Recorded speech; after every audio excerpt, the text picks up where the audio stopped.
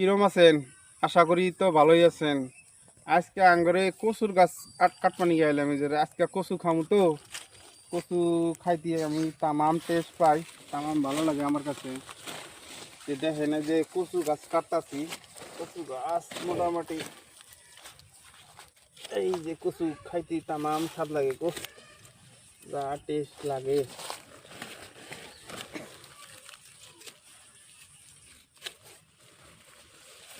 কচুটা কেরা কেরা খান ভাই কমেন্ট করে জানাইবেন।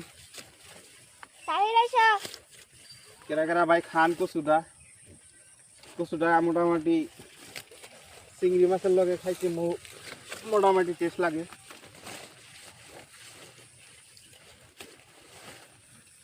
এই যে দর্শক ভাই, কচুটা চিংড়ি মাছের লগে খাইতে এত যে টেস্ট, যে যে খাইছে হে বুঝবো, না খাইলে তো বুঝবো না।